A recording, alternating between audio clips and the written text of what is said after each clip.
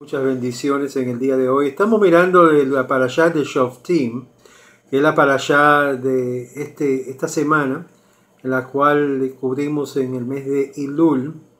Y estamos en el capítulo 17, versos 14 al 20. Y dice: cuando hayas entrado en la tierra que te da el Eterno tu Dios, y le hayas conquistado, y dijeres: voy a poner sobre mí un rey, como todos los pueblos vecinos, pondrás sobre ti al rey que escogiere el Eterno, tu Dios, sino por votación, sino por escogimiento divino. Será uno de tus hermanos, no un varón extraño. Aquí está hablando de un converso, de una persona convertida, no se le puede poner sobre encima como rey. Que no sea un varón extraño, que no sea tu hermano. Él no tendrá más caballos de lo que se necesita, ni tampoco mujeres en abundancia. Esto se encuentra en Devarim, capítulo 17, verso 14 al 20, o Deuteronomio 17, verso 14 al 20. Al ser esta una mitzvah, un mandamiento de la Torá, de poner un rey al entrar a la tierra de Israel, así como está escrito en el tratado del Talmud Sanedrín, capítulo 23, ¿cómo es que Josué, al entrar y conquistar la tierra, no nombró inmediatamente un rey para cumplir así con este mandamiento? Más adelante el pueblo le pide un rey al profeta Shmuel. Veas 1 Samuel capítulo 8. ¿Y por qué entonces se enoja y reprime al pueblo por haber hecho esta petición el profeta y también el Eterno? Bueno, vamos a ver la respuesta según Abarbanel en este ensayo sin precedente. Cita varios de los comentaristas anteriores a él que expusieron diversas respuestas a este cuestionamiento. El Rambam, o Maimónides, opina que el pueblo de Israel en los tiempos de Samuel no pidió un rey para cumplir este mitzvah, sino por querer librarse del liderazgo del profeta. Esta idea se apoya también en su pedido de rey, como todos los pueblos, es decir, querían ser como los demás pueblos, como las demás naciones. 1 Samuel capítulo 8, verso 5, queriendo beber ideas y manantiales ajenos. Sin embargo, Abarbanel rechaza este argumento. Ahora, ten en mente quién era Abarbanel. Abarbanel era el consejero, era en sí uno de los representantes más grandes de la comunidad judía, y estaba en la corte de la reina Isabel y el rey Fernando. Y fue él que lo había casado a estos dos monarcas, siendo el rey Fernando sabiendo que era judío, y algunos opinan también que la reina Isabela descendía de descendencia judía en su genealogía. Y algo interesante, porque aquí vemos cómo se desarrolló la Inquisición y la expulsión de los judíos, que eran en sí, de nuevo repitiendo, judíos arrepentidos contra judíos observantes.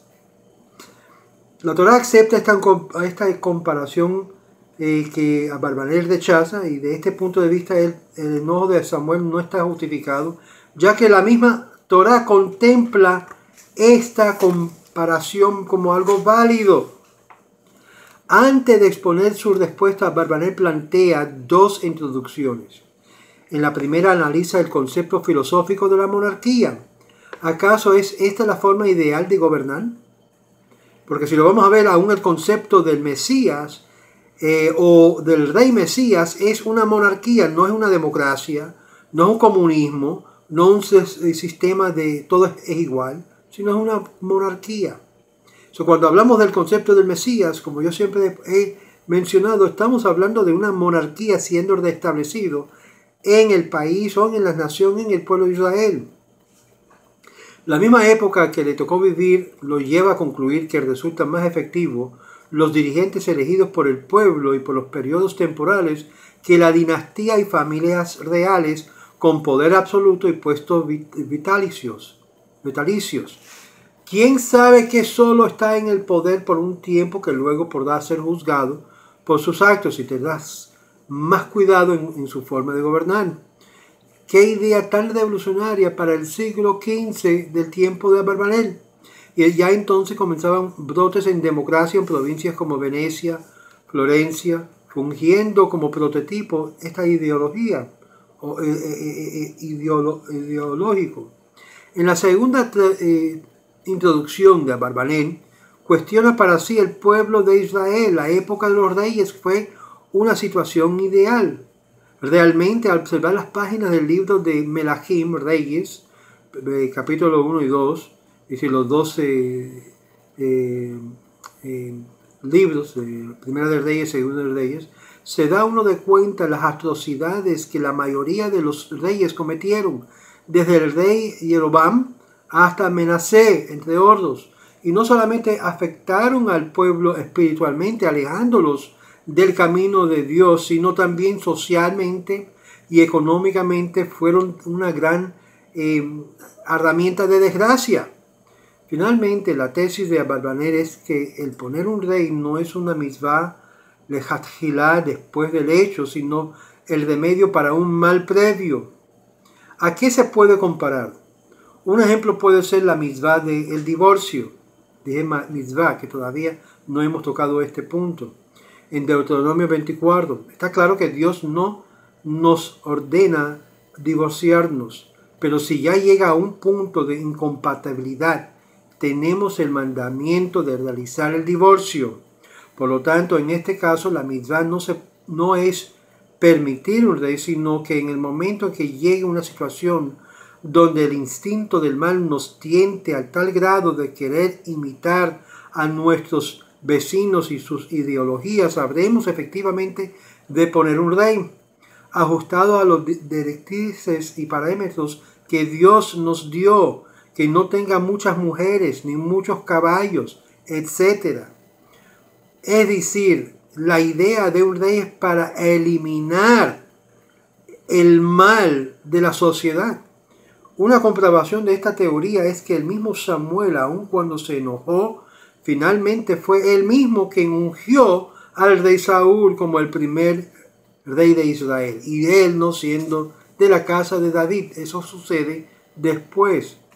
Tras haber caído en este nivel no ideal, la restitución y la elevación se habría de llevar a cabo por medio del reinado. Precisamente por ello aún esperamos fervientemente la llegada del rey Mesías descendiente de David.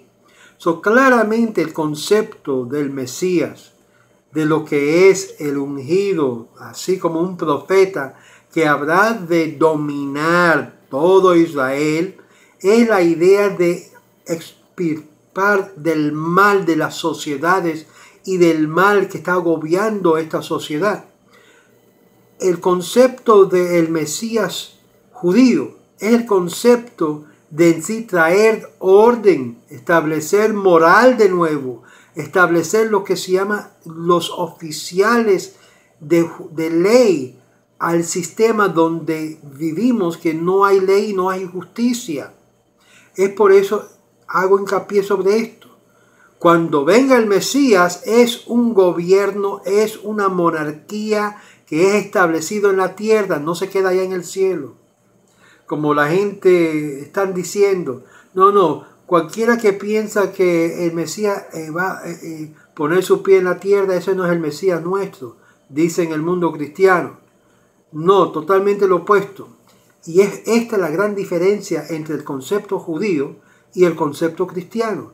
Mientras en el concepto cristiano el Mesías es un Mesías espiritual, para nosotros el rey Mesías es un rey que es ungido, una monarquía que llega a ser establecido en la tierra, pero tiene la función espiritual de remover y poner al fin el mal de las sociedades, el pecado, la transgresión, y traer al mundo lo que se llama un despertar espiritual para que se puedan reconectar con el eterno Dios, el creador de los cielos y la tierra.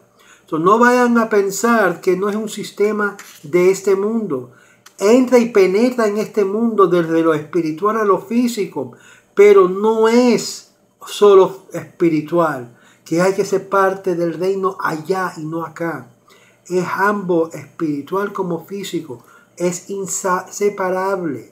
Por eso cuando yo digo que todavía no ha llegado el Mesías, implícitamente estoy diciendo que todavía el Eterno no ha puesto, no ha asignado, no ha establecido lo que es el reino de él a través de su rey en la tierra.